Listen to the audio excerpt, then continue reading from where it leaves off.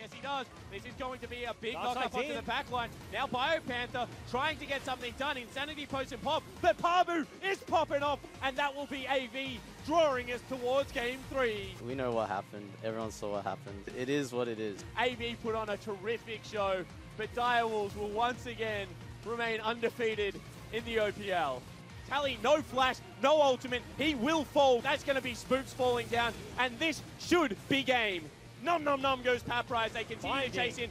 Great binding out of Trance. Another 2 kills go down, and Order is in an insurmountable hole. And the rookie AD carry steps onto Summoner Rift and knocks down Order.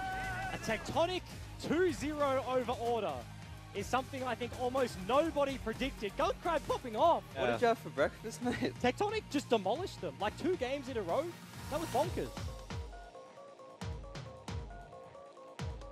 Hello and welcome to the OPL Week 3, day number 1, of course, brought to you by Hungry Jacks. I'm Jake Spawn-Tiberi. Joining me is Bryce, Egan, Paul.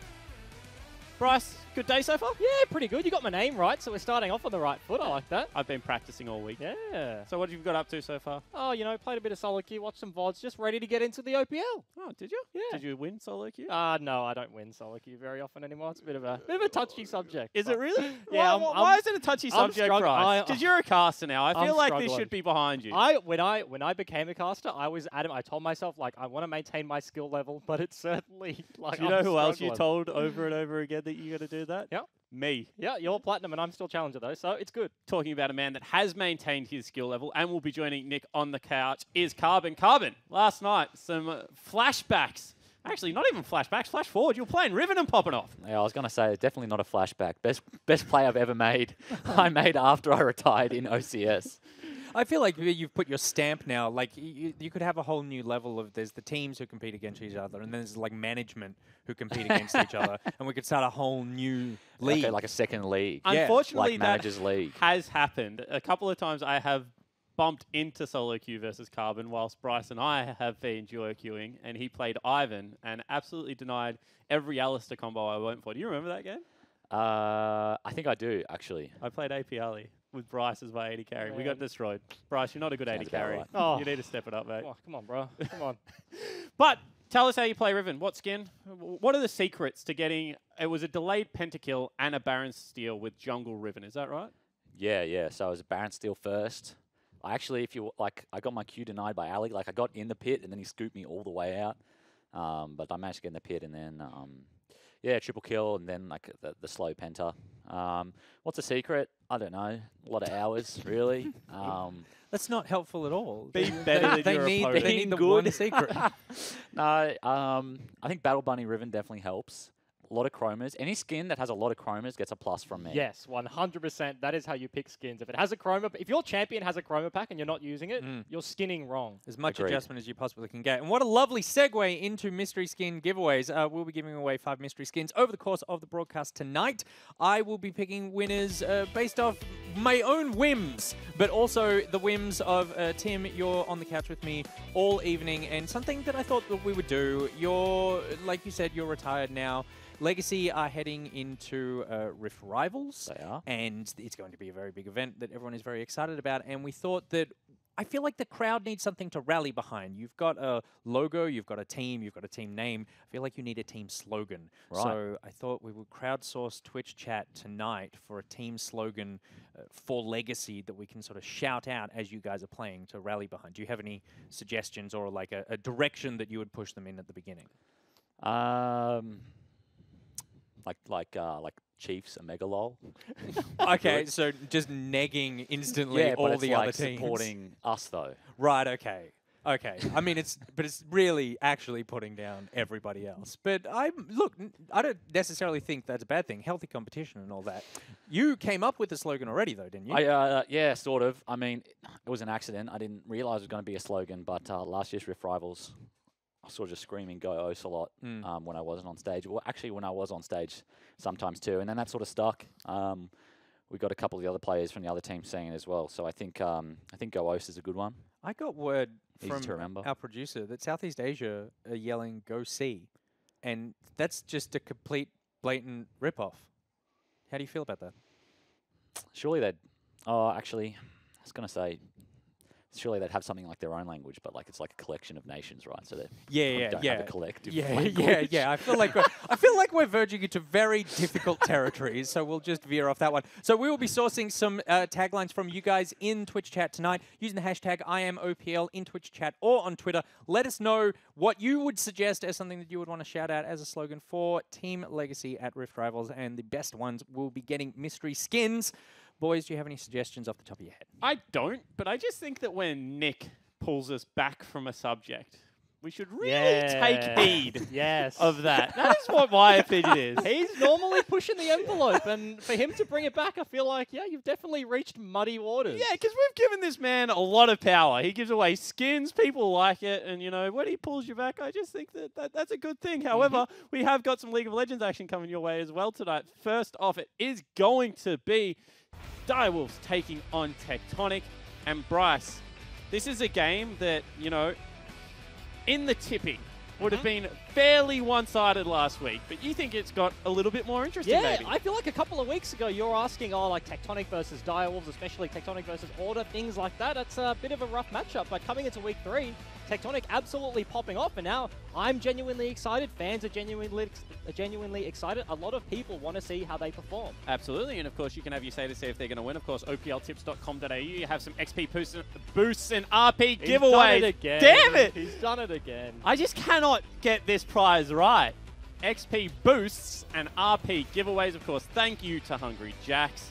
However, we should probably dive into this first game, game number 1. We'll bring up the LG Direwolves lineup onto your screen. It is going to be their rookie top laner in BioPanther. Shernfire is their jungler, Triple their superstar mid laner, King and Cupcake, as well as Coach Sharp.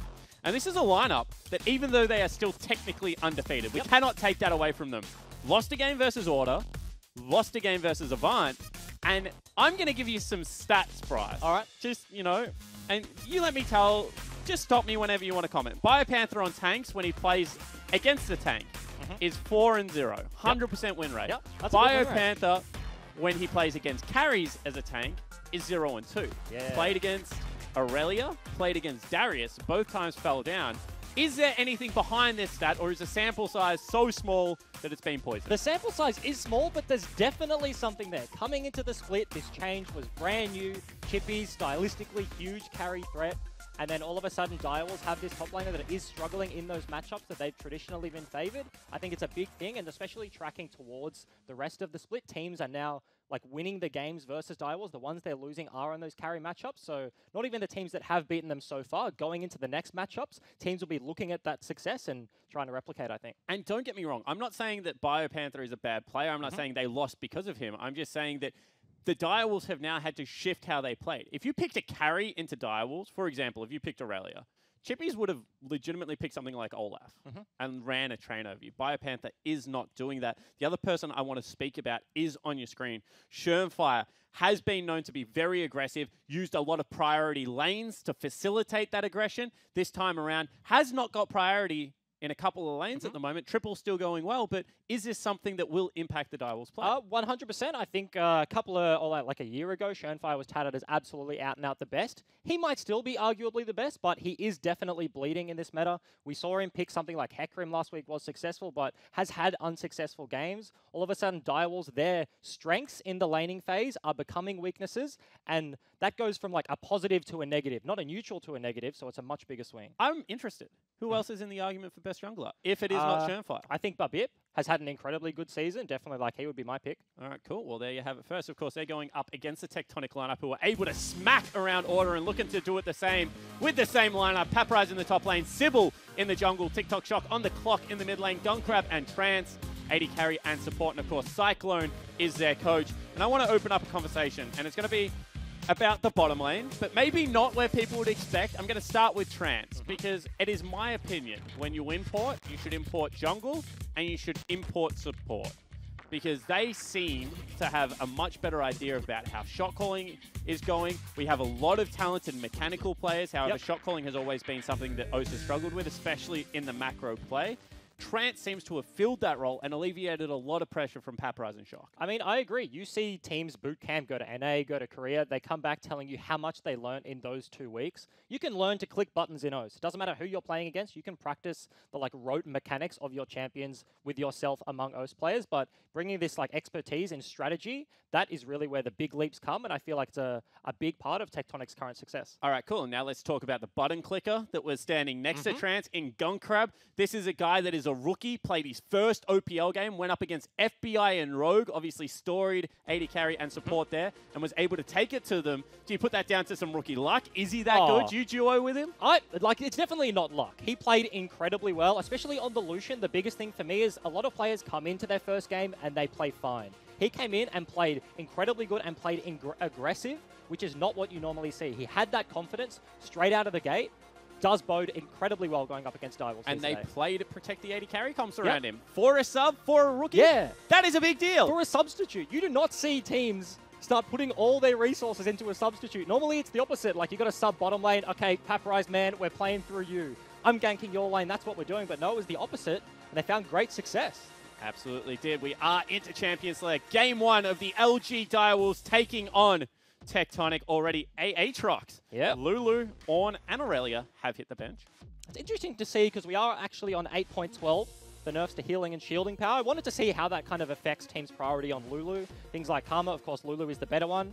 Will hit the bench, so obviously very highly prioritized by Tectonic. Direwolves want to take that one away. So talk to me about Lulu versus Karma. Is it a matter of Karma good early game, Lulu scales better? Is there more in Lulu's kit? What is it? There's definitely an element of that. Karma has like better wave shove, better poke in the laning phase, even as a solo laner or a support. Lulu definitely scales better, the attack speed and the movement speed on a W. As she gets more AP, especially as a mid laner, that scales out of control. And Lulu is much better in a composition with something like a Nocturne. Of course, it's banned away, but buffing up one particular person, whereas Karma is for the whole team. Yeah, absolutely. And already we see Nocturne locked in. As you mentioned, this is a pick that has seen a rise in priority. However, no jungle bans across the board. First blind pick Nocturne. And, I mean, this is a farming jungler. Maybe not something that Shern has historically been known for. And this is the thing, right? Nocturne needs to have decent lanes to have a decent early game. If you pick something like a Graves, you can get into his jungle early with priority in your lanes floating over. All of a sudden, a jungler that needs to really farm till 6 before he's actually active on the map can be a huge detriment. Direwolves incredibly confident with that blind pick. Yeah, absolutely. And talking about confidence in a blind pick, Paprise one more time goes towards the Camille. Yep. We saw him take it to Tally in that game and have fantastic success after a poor showing against Pabu, to be honest. Rise also going to be the pickup. And that was in conjunction with Sybil. He's gone back to his style of play, at least he did last week, picking something like the Elise, that early game pressure. They were proxying Tally off that turret at something like 4 or 5 minutes into the game, level 3, and really got in there early and tried to take the lead from there. Yeah, absolutely, and it is going to be the Karma locked in. So with Lulu ban, Karma becoming the best supportive, I guess, mid laner slash support. Let's see whether Triple does pick that up. I think it is a little bit of a waste of Triple's current talent to put him on something like Karma. What are your thoughts? I mean, it makes a lot of sense. He did go to MSI, and like one of his first games was on Karma. We see a lot more of the Vladimir and him taking over games that way. Early today, you see the video talking about his favorite play, turning around the Baron fight on the Vladimir, but obviously this is going to be a protect the something composition. You have a Nocturne, you have a Karma, Shen. That's a lot of shields and a lot of dive threats. Yeah, absolutely. However, it also is very good at picking apart a 1-3-1, something that Camille and Rise are known to go towards. So it doesn't necessarily have to be a protect the comp. It can be a attack the side lane. Then you've got a big, beefy tank in Shen to start up neutrals. And we have talked about the Nocturne a lot, but Talia is the elephant in the room, does get locked in. Small nerf on this patch, but really a lot of people saying she's still incredibly strong. So Sybil has played it a few times in the OPL now to mixed success. Yep. Has had good games, has had very rough games. So going back to Talia. And the thing about Talia is you get a ton of free time. Because she jungles very quickly, she moves around the map very quickly. So you do camps and you're surfing around on your rock surfboard. And sometimes free time for junglers isn't actually a positive thing, Bryce. Sometimes junglers use free time to face check brushes and die a lot. Yeah, sometimes, in the case of Sybil in week 1, you use your free time to sit behind your bottom lane looking for a gank that never really eventuates. Yep, bummer there. That can be a downside, of course. Has switched it up in week number 2, had a very good performance, so a lot of support bans coming through from the rest of these lineups. Of course, we also don't know if it's Talia jungle. Shock could play it in the mid lane. Yep. In the LCK, it's seeing a lot more play there. And of course, that Rise could be going to Gun Crab because it has been seen a little bit in the marksman 80 carry role. Of course, not really traditional. Less so than Vlad, but Rise is definitely down there. And he wave clears in a really weird fashion that I think a lot of AD carries don't deal with very well, especially the traditional marksmen that are in the bot lane meta. Kai'Sa, short range. Lucian, short range. When Rise is just orbing the entire wave and it's bouncing, it's very difficult for you to try and counter wave clear because you're just going to take a burst of damage whilst you do it. He also does no damage, then heaps of damage. That's Yeah. what I hate about Rise. Sometimes you get hit by Rise and you're like, oh, that tickled. And then other times you're like, he just two-hit me. Yep. And he has the exact same item. He's sitting and I on a just don't tier. know. It's going to be Bard, Braum, Alistair, Morgana. All of the supports taken off the board, especially if you add Lulu into those support bands. So I think that means Cupcake could potentially now take the Karma bottom lane, although he does also play some weird stuff. Just hovering Brand. the pike there, and it's actually just going to be the Soraka. If it's Karma in the bottom lane, you do sort of favor the Soraka lane, given that they have the 80 carry counter pick. They can pick something that does well into whatever Direwolves pick, and then they have that mage support that can bully around the other mage supports. Yeah, and it's really interesting because if you are going to play Karma as your support, I would say that the Alistar ban isn't necessarily the best. Karma historically shoves Ali in very well. We talk about it a lot on the show, but Ali sucks being under his turret. And there you go. Exactly. It's not going to be. It's going to be the Rakan picked up. And now this is a pretty rough lane phase for Tectonic, unless they pull something out, I think. Because Varus, Rakan, once they hit level 6, doesn't matter how much healing a Soraka has, they're going to take the Ignite. Rakan is such a reliable engage. If he ever gets onto trance, if he ever missteps, then he can just instantly die. Absolutely. Oh. See whether they do go with the Urgot. So they do. So this is going to be a Rise Soraka lane, Is most it? likely. Or do you think it's going to be a Rise Urgot? It could be Rise mid, Urgot in the bottom lane. It could just be Shock taking Urgot once again. And it looks like that's going to be the case. Oh, so I meant Rise Soraka. Did I say Rise Soraka? Yeah, you said Rise Soraka. Yeah. I honestly could have seen both. Rise in the mid lane into Karma, Gun Crab, taking the Urgot. There's no way that against, like, I can't speak words today. You have to help me. Varus is range. Yep. Varus is the last Okay. long-range AD carry. Urgot gets outranged so significantly by him. He's practically a melee champion.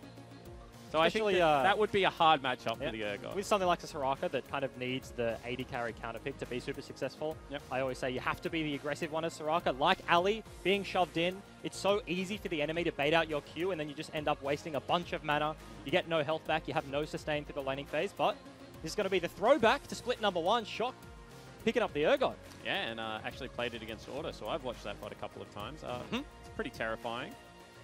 And you got to remember that Urgot's kit seems so simple, but there is so much nuance into it. You know, how you can track around an enemy to get all of your shotgun knees off. The fact that if you execute someone with the ultimate, it fears people away Huge from fear. you. And that is just so long, and people do not expect it. So I think that this is one of those picks that if you have not played against it in solo queue, it can do your head in a bit. Luckily for Oceanic players, we have a few Urgot one-tricks to challenge it. Do we? Yeah, we got a few people running around at the old Urgot, more so than what you see in other regions. So, it's So kind of a more than nice- 0. That's Yeah, well, good. yes, more than 0. That's with these kind of champions, then that can be a problem.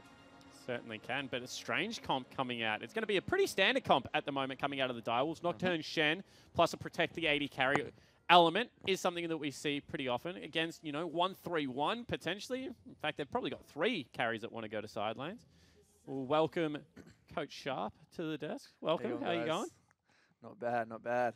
How scared are you on a rank 1 to 10 after you saw Tectonic absolutely slap around Order last week? I mean, I'll be honest, like, scared probably wouldn't be one of the words I use. I mean, maybe it's in the Order vocabulary, but maybe not in the Direwolves vocabulary. But nah, but in all seriousness, yeah, like, they showed a very strong performance last week. So yeah, definitely not someone we want to underestimate. And as we come into this game here, obviously super high priority on the Nocturne. I want to talk about the Talia in response to that. 8.12 received a few nerfs. Is it like a stylistic thing for you guys, or just super favoring the Nocturne here? Yeah, I mean, I think that Nocturne in this meta is a very strong pick. It has a lot of threat at 6, does all the right things. And I mean, I think Talia is just on the other end of the spectrum. I think Talia is one of those champs that's very strong level 2 and 3. You can pull off those cheesy ganks. And Nocturne, conversely, wants to do a bit of that farm and has a lot of threat at 6. So that was the route that we wanted to go down this game. and it wasn't a surprise that Sybil wanted to pick up the Talia, an equally strong pick. So we'll just see, again, it comes down to that execution, who can play around their strengths. And we spoke week 1 when you were on the desk about, you know, there will be different things played bottom lane. There will be different things played mid lane. How do you think the meta is settling right now? And is it something that you're enjoying trying to figure out still? Or do you think now it's kind of got to the point where, you know, LCK, LPL has been playing and everything really has calmed down?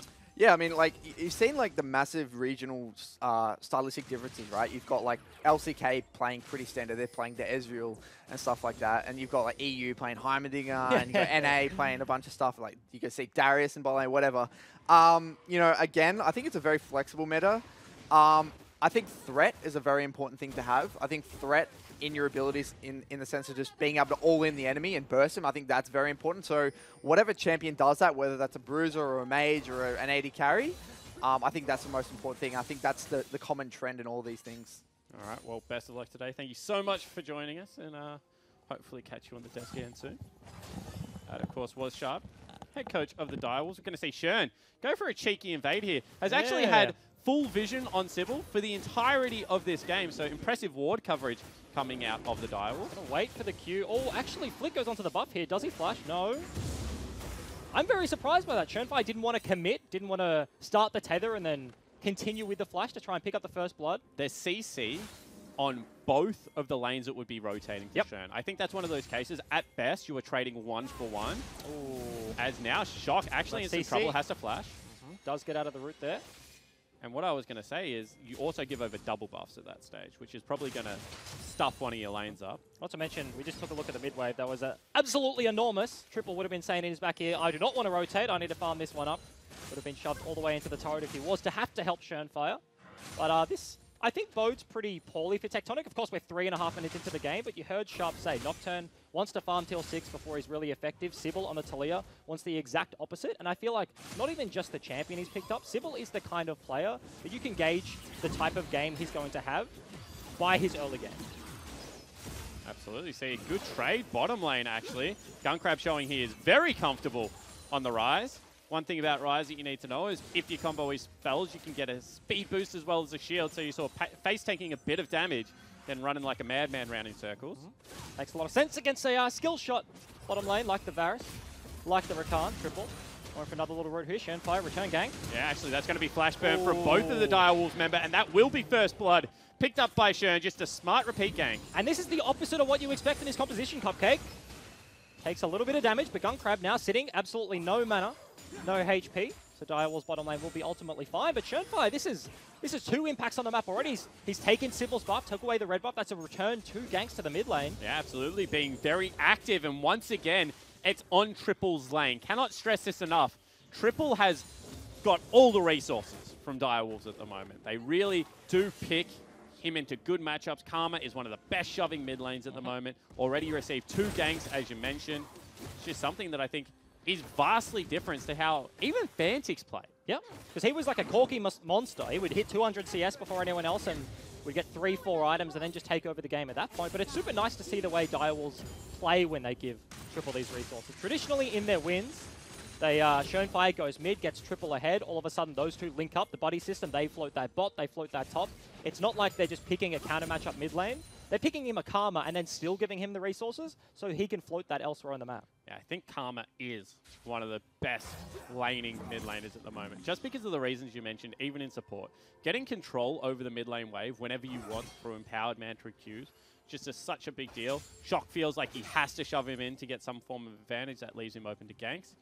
Meanwhile, top lane, Biopanther doing very well up here.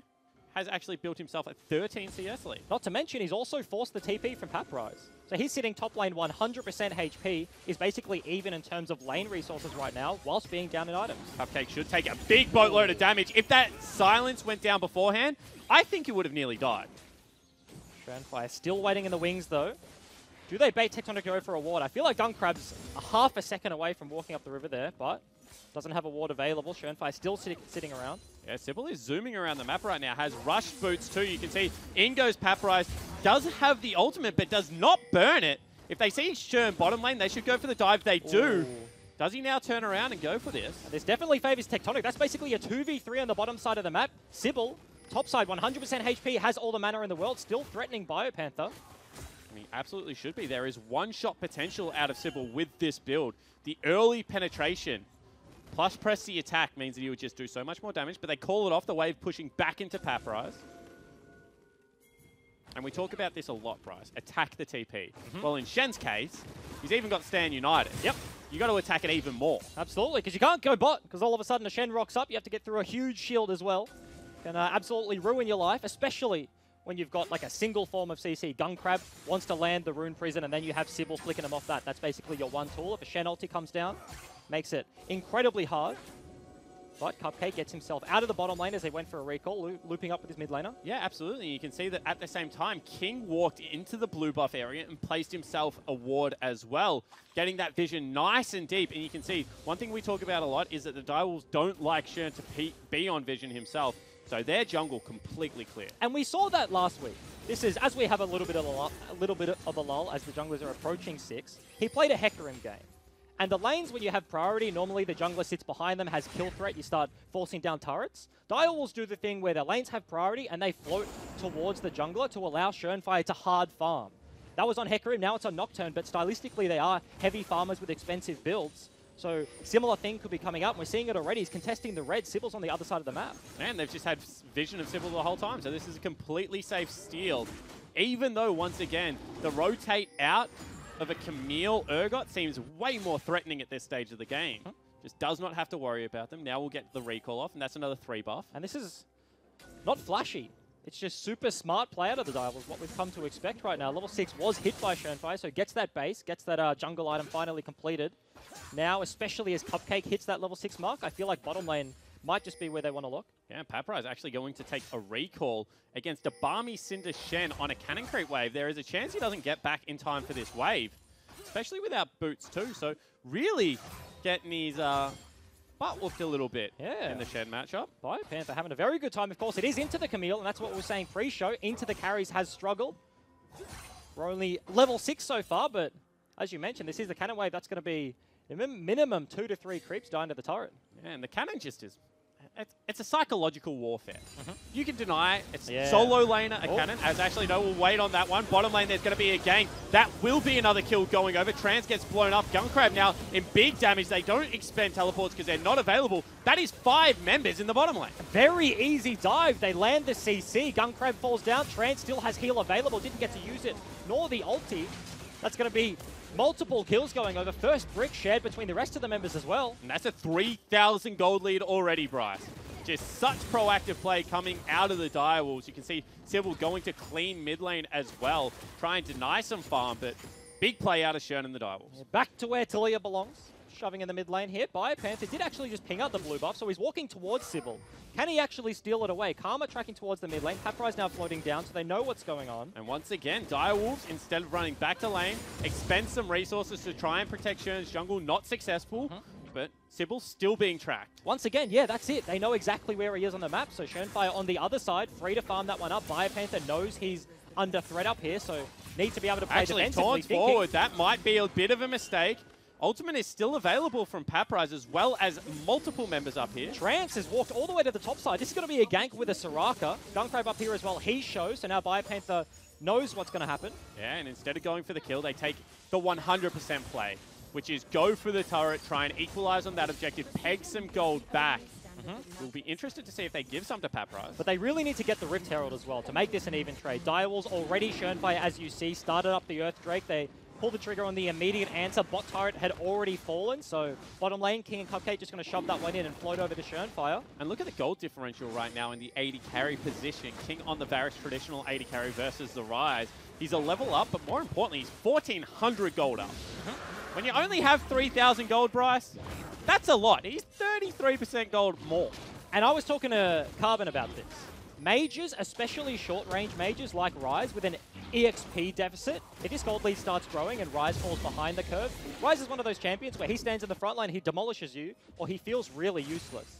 If this continues, if Direwolves can play this chokehold style where they ever so slowly keep growing this lead, then when you don't have a traditional AD carry, when you have a Rise in place, it becomes incredibly difficult. Certainly is. See where the King goes for a kill. The flash ultimate actually over the wall. Turnaround damage from Gunkrab is good. Looking to try and cut this one out. Flash is back in. 2 teleports coming out now. They're trying to turn this one around. One much earlier than the other. That will be Cupcake. Actually, King will fall down. No, he won't. That will flash onto Cupcake as well. They want both of them. Greedy play, but they just might get it. That's already Paprise picking up one. King will fall down as well. One more auto attack should do it. Shock will pick it up. And you said it, greedy play out of the Direwolves. An outplay from Gunkrab does not land the taunt from Cupcake. He gets out alive and they have the collapse. Direwolves looking to try and take something topside, but this is Rift Herald for Tectonic as well. Yeah, it certainly is. We'll see where they drop it. It's in the mid lane, and already Sybil has to flash under there. Shern nearly one-shots him, gets the fear tether off, and will burn his flash, but get out. And that's the thing. Rift Herald was on Sybil. He wasn't grouped with the rest of his team.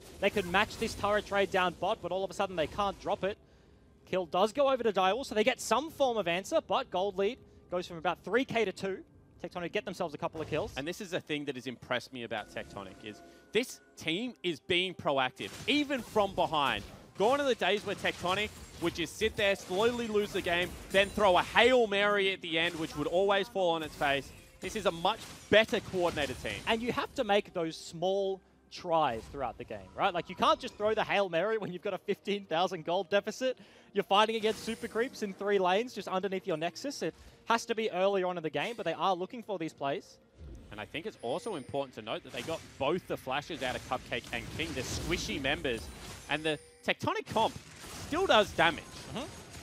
They might not do enough damage to kill the Shen at this stage of the game, or if Triple gets much more AP, be able to shred through the shields. But if they catch a flashless, you know, pickaxe, recurve bow Varus, he will still die very quickly.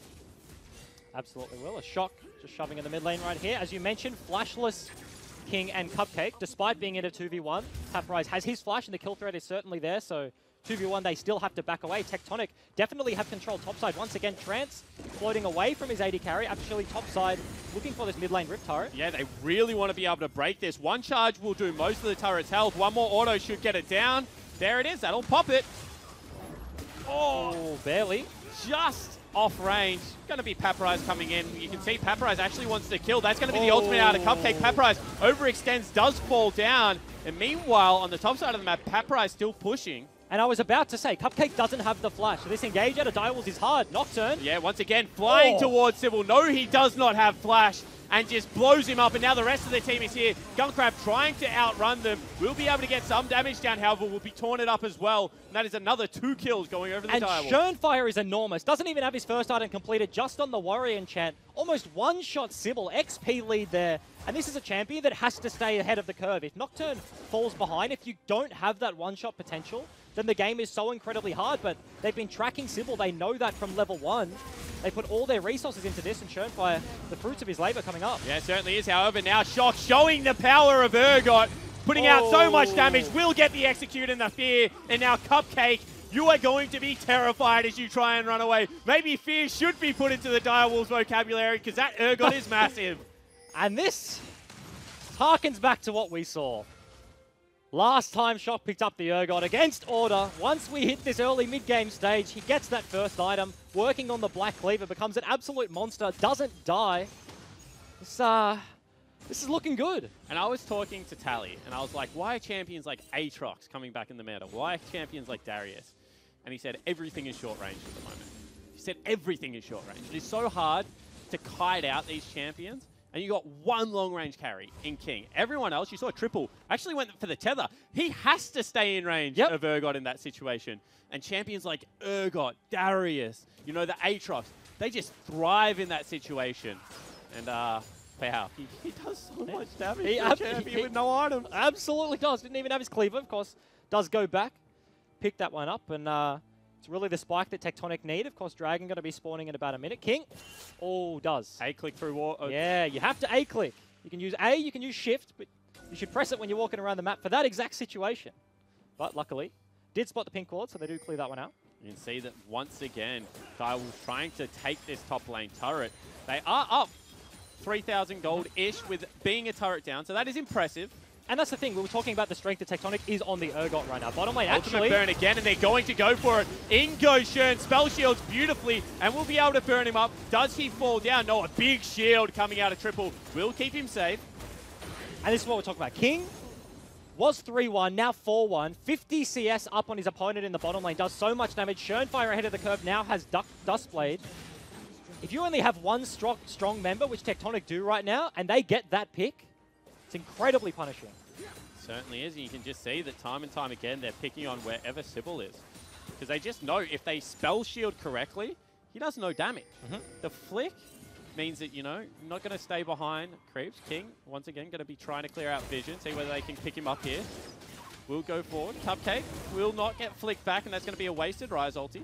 Just looking for the pick. They do get the flash from the Varus. We saw that earlier in the game. They can punish that one. One death in their pockets of King so far, looking for that one. But it is just an air Drake, so Direwolves happy to kind of back away for now. Recalls coming out of both Triple and Shernfire means that they won't be contesting. Yeah, absolutely. And, you know, whilst Air Drake was buffed a little bit, still not all that relevant. And as you can see, mid lane, gold equal. Top lane, gold equal. Jungle and AD carry, 2,000 gold lead, respectively, for the Direwolves. Is enormous.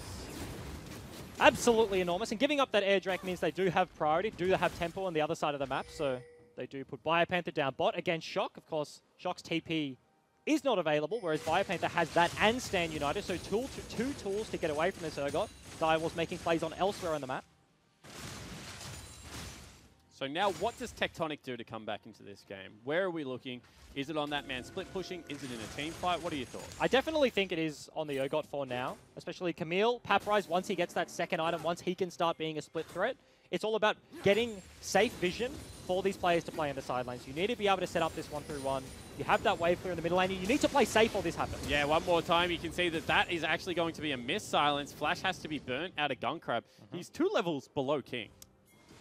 That hurts. That hurts because the 1-3-1 comps, they always fall down with the mid laners get engaged on. When you have 3 members in mid, side lanes are pushing out, and you have something like a Nocturne flying in, you have to play super safe. Rise's wave clear is pretty good, but when you have CC from Cupcake, reliable CC that is, from the Varus as well, Shernfire is ahead, does so much damage, doesn't even need CC, can just jump in from the side in one shot.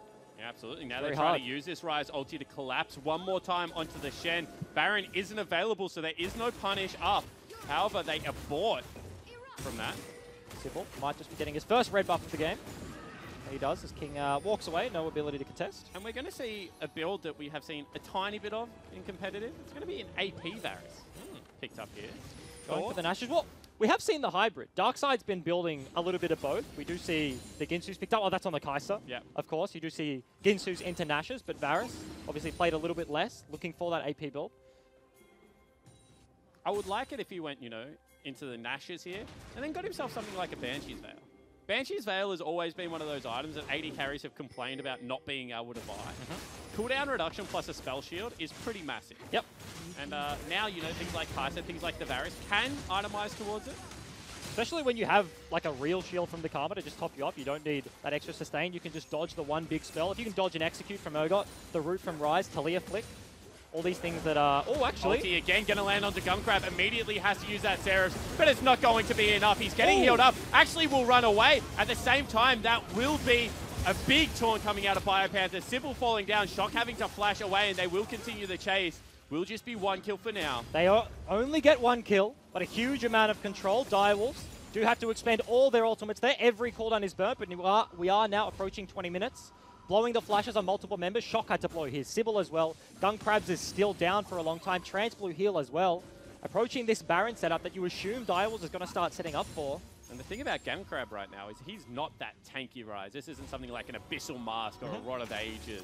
He has got himself the Ceres picked up, but he's just falling so quickly even through that shield.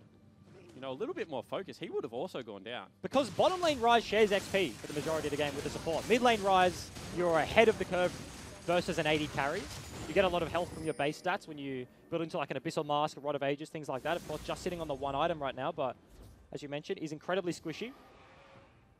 Means that cheeky Nocturne like Shernfire Does a whole lot of damage, just picked himself up the stopwatch, so when he dives into the backline, all of a sudden he has that extra layer of safety. We'll be interested to see whether he continues to go towards a GA or whether the stopwatch is a good enough single usage for now.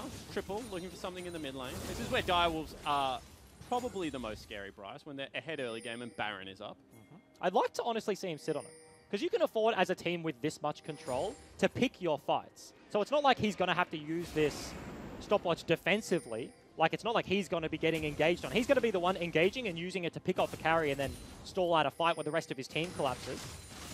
So can honestly sit on that and use it on his terms and just start investing in a second item. And you can see all the sweepers have been used because there is only we go. 2. Actually, in we go one more time, looking for the one hit. Gets it again. Will he fall down in response? No, has that stopwatch available. And now Cupcake dancing around on everyone. Huge damage coming out over the wall. And that's another 2 picks for the Direwolves. And you can see the look on Sybil's face. He's standing between 2 teammates doing his Meanwhile, golem camp. bottom lane, Paprise nearly gets soloed out as well.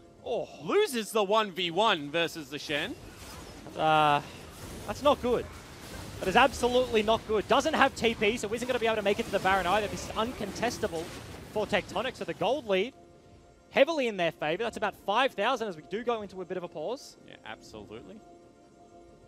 Doesn't look like Direwolves or players are talking. Actually, Shen's having a chat. I wonder whether it is going to be a Direwolves pause or whether it's going to be a Tectonic pause. We'll have to bring that one to you, but that is going to be Baron being picked up for the Direwolves. And this game very quickly has snowballed out of control. And that's the Direwolves way, right? Like, they get a small advantage, turn it into something bigger, and all of a sudden that one big play opens up the map. They hit 20 minutes. Baron is on the cards. Take it just so easy. And Nocturne, Fire just zooms in between 3 people, 1v3. As soon as he buys that stopwatch, Sybil gets literally one shot. Nothing he can do with that situation. They just find the pick they need. And you can see the look on his face, not here, but on the player cams before. He was not happy about it. I mean, what can you really do? You burn the ultimate from Soraka, you can throw out a heal. He's probably maxing silence, because that's what you do in Soraka at the moment. Don't really max the heal, so you're not even getting the biggest heal. No longer grants you armor and all that other mumbo-jumbo it used to do, so... Used to be real nice. It was actually broke. You used to be able to heal creeps. Yeah. As you were sieging turrets and as they were last hitting. Yep. You could hit them with like a banner and then just be healing it up. Because it's also denying CS and lane. You talked about the cannon fights and how you can like deny someone, get in their head. Braum was always the throwback. Like, you can throw up the door when an AD carry CSing under turret because you don't block the turret shot, but you block the auto attack. So you deny them that way. But Soraka could do it. Not anymore. You can see Shock talking a little bit right now. So see how long it takes us to get back into this game. Paprise not having the game that he had against Tally. Definitely did not get as much jungle focus out of Sybil. And honestly, it looked like there was the same windows there where they could have pulled the trigger on the ultimate, where they could have gone for the flick back, but they didn't. And I think that is that man on your screen's like responsibility. Shern has always seemed to come out ahead against Sybil ever since the Direwolf split. And it's interesting because they had those windows and Direwolves on the other side of the map were making the play. When those opportunities were there, Tectonic was sort of hesitating. They weren't taking them. They didn't want to do it right now. They wanted to get the setup for the next wave, wait for them to push that in, and then all of a sudden you have a Nocturne flying in, diving bot side. Triple had priority in the mid, so they just bring more members to the fight. They make the play earlier. So against a team like Direwolves, Tectonic, with that slight hesitation just means they get punished even more. And against a global comp, if you have CC, the minimum you have to do is keep them in vision. Because you have to be able to stop the ultimate going through. The best thing you can do is be able to kill them. A couple of times, Tectonic seemed to have been caught in between those two thoughts. About, you know, we can just track this Shen out of lane, we can take his turret, he doesn't have wave clear. And it looked like a couple of times Paprise was getting antsy for the kill. However, you do really have to commend the Direwolves. As soon as they have control of the game, they're able to accelerate it still, like the Direwolves of old. And not many mistakes manifesting in this game. We do get back into it.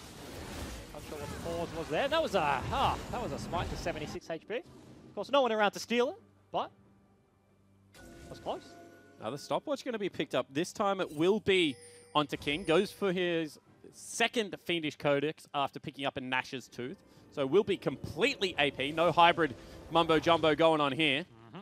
Ocean Drake is the dragon that spawned. Tectonic trying to set up some semblance of vision control, but I have to think that as soon as Direwolves set up on the map, there's going to be no way for them to do anything down there, as Direwolves just going straight up mid. They don't care. Tectonic looking for a pick in the side lane, but Direwolves just don't send any members down there. Well, the thing is that Camille pushes very well. And if there are multiple members there, you know you can't teleport away because of Camille ult. Yep. So that is the trap to go towards that lane. Why would you go there where there's, you know, the last remaining bastion of split push defense? Just force it up mid, force it towards top side. You know, you're probably playing for the dragon anyway if it is a nice one. And Direwolves one of the best teams at not getting caught out in these situations.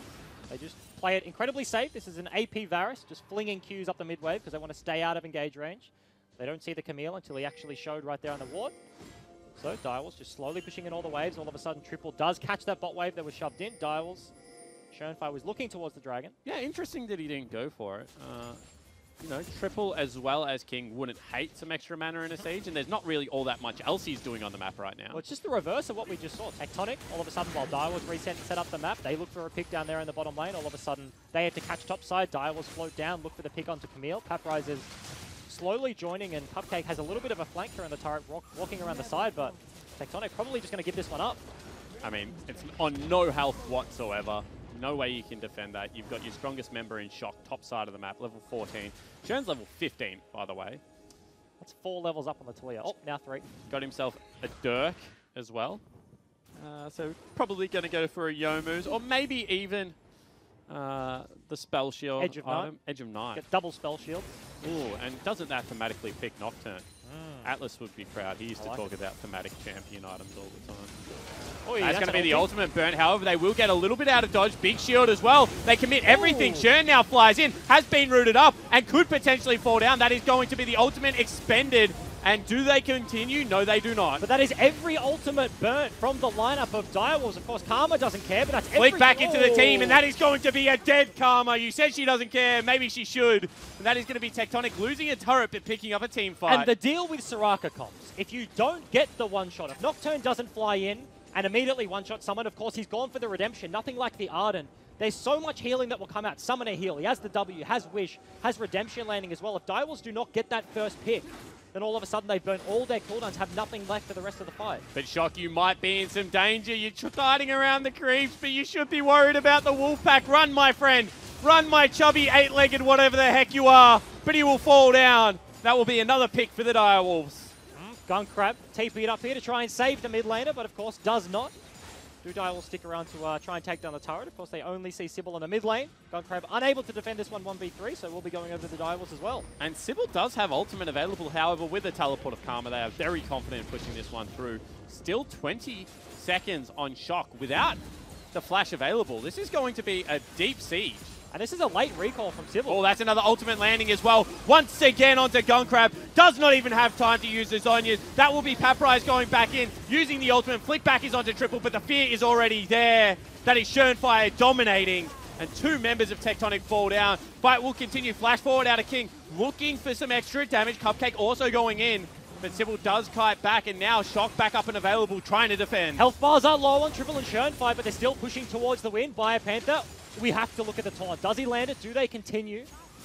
No, looks like they're just going to Mantra in. Everyone's going to back away. Yeah, so they speed away, but they still continue to grow this gold lead. It is 12,000 gold at 26 minutes in. An absolute shellacking so far. And Tectonic seem to be out of answers. And it seemed to come out of nowhere. Ever so quickly just went from like 3 to 5,000. All of a sudden we're over 10k. Direwolves not hesitating on the play. Talked about Sybil was recalling in mid lane. And they immediately Varus ulti onto Gunkrab. He had the stopwatch, has flash, unable to use any of it because they just don't hesitate. They go immediately.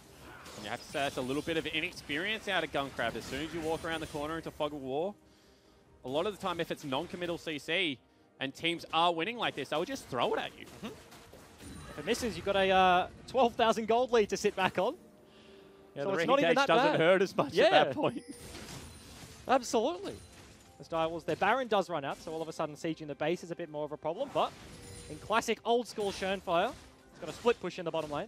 But this is the difference between Direwolves and other teams. When Direwolves are behind, oh, actually, they just ultied for some vision. That is going to be potentially, no, that is huge. Healing coming out. Now Shern actually rooted up, could potentially fall down. The shields are massive coming out by a Panther there. Gunkrab now leading the charge, but can't get much done. But once again, this is 2 almost 5v5s where Direwolves have looked for the pick and they haven't found it. Tectonic did get picked afterwards, so Direwolves maintain control of the map. And once again, of course, they have the gold lead. They do have control. They still have pressure.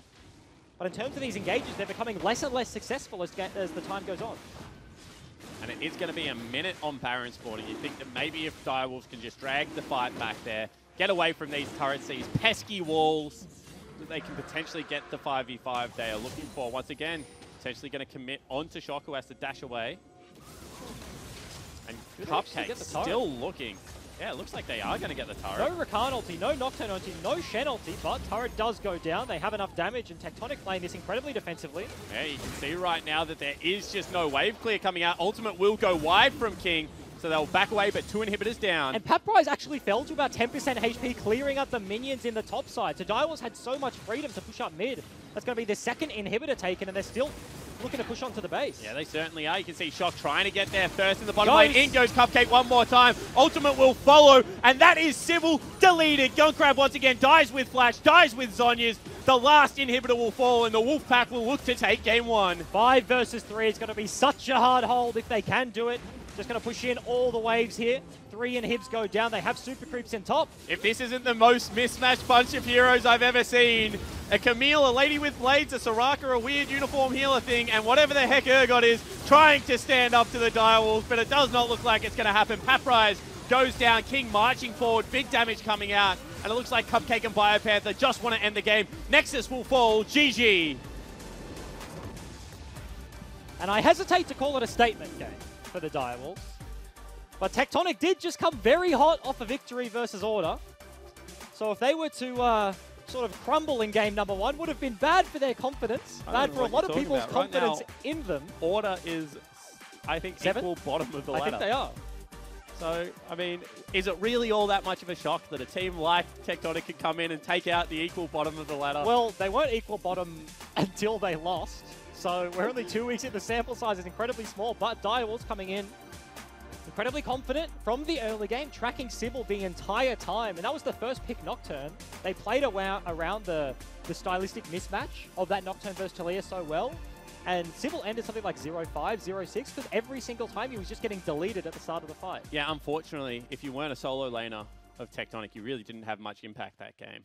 You know, you were getting outpaced, you were getting out-leveled. The gold discrepancy was absolutely massive. And we've said it all season long, but if Direwolves get a lead, you just cannot afford to play scared for a moment. You have to take it to them because they make gold leads explode if you give them the control. They take away all your lanes, they take away all your camps, they take all of their camps, and they kill you a bunch of time, and then there's no way back into the game. And in reverse, when you have a lead against them, they challenge you at every single step. So it's kind of like 2 parts to that as well. But Biopanther, I think, as well, now we talked about had a 0% win rate into carries, 100% win rate into tanks. All of a sudden, that's one game. It's not the series, but that's an anomaly in the stats. And the best thing about the sample size for him, he's like now 33% of the time I'm able to get it done. It's just such a large number. But I think across the board, everyone on Direwolves really did have a good game then. You really can't point to a player that underperformed. And it wasn't flashy, right? Like, it wasn't a big play. There wasn't anything like that. It was just a slow, methodical win. They made all the right decisions. Very nice, slow play. Built that gold lead, exploded it around Baron, and just ended the game. And if you're a jungler at home and you're like, what is the next step I can take? Go back and watch what Shern did. Patient on the first red buff invade. And then was there before the red buff spawned the next time, with vision on the blue buff simultaneously, so he knew whether he was going to be contested on it. And I don't think Sybil got near a red buff on his side of Summoner's Rift the entirety of the game. The first one he got was the steal away. And as a jungler, you used to have to time those red buffs. So you can just hit tab now and you see when it's spawned. You can, like, your problem isn't that you don't know where it's up. You just need to be there. Yeah, absolutely. And of course, with that, you have to have support. You know, Triple still having standout performances, able to repeat gank. We're going to stop filling. We're going to throw it over to Nick Boy and Carbon. Onto Cupcake as well. They want both of them. Greedy play, but they just might get it. That's already Paprise picking up one. King will fall down as well. One more auto attack should do it. Shock will pick it up. Again, going to land onto Gunkrab. Immediately has to use that Seraph, but it's not going to be enough. He's getting healed up. Actually will run away. At the same time, that will be a big taunt coming out of Biopanther. Sybil falling down. Shock having to flash away. And in we go one more time. Looking for the one hit. Gets it again. Will he fall down in response? No. Has that stopwatch available. And now Cupcake dancing around on everyone. Huge damage coming out over the wall. And that's another 2 picks for the Direwolves. And you flick back into the team. And that is going to be a dead Karma. You said she doesn't care. Maybe she should. Once again onto Gunkrab. Does not even have time to use the Zhonya's. That will be Paprise going back in. using the ultimate. Flick back is onto triple, but the fear is already there. Trying to get there first in the bottom lane. In goes Cupcake one more time. Ultimate will follow, and that is Civil deleting. And Paprise goes down. King marching forward. Big damage coming out. And it looks like Cupcake and Biopanther just want to end the game. Nexus will fall. GG.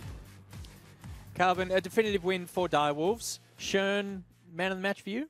Yeah, I thought he had a great performance. I think Jake and Bryce really hit the nail on the head. It was aggression from the start, but controlled.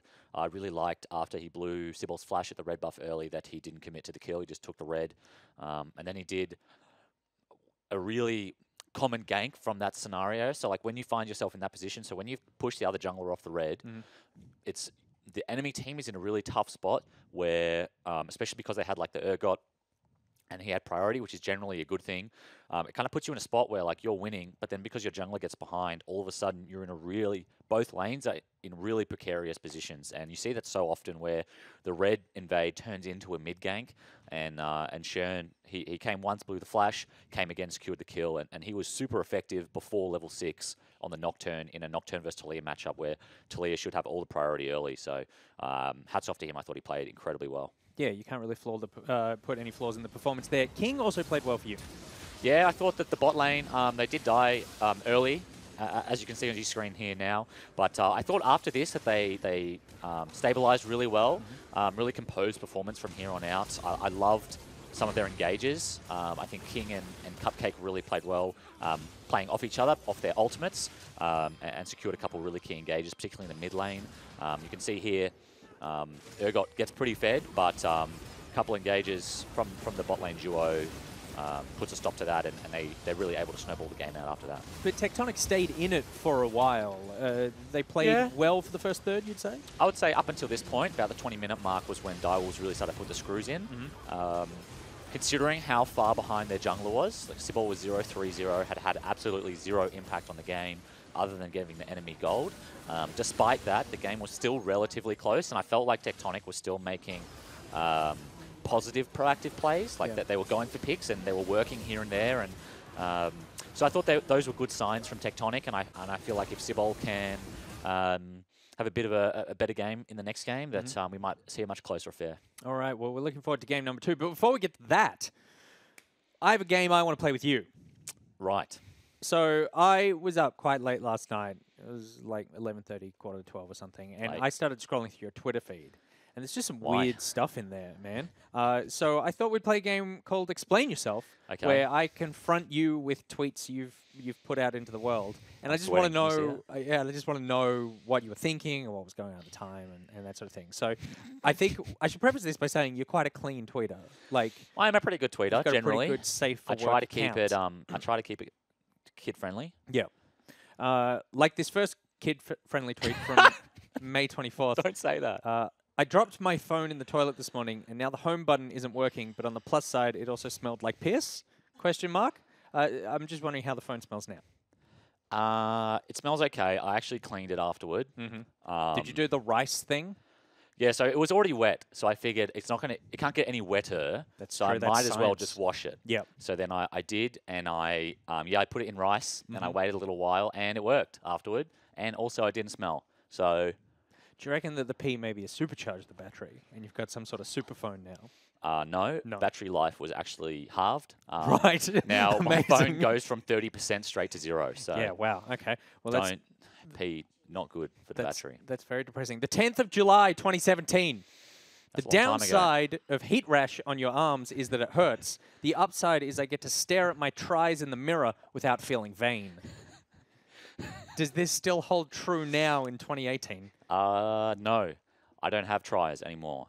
I stopped training in January because I've been training since I was like about 17, and I'm 26 now, and I sort of got bored of it. I was like, stuff training. This year I'm just going to be thin, which I am.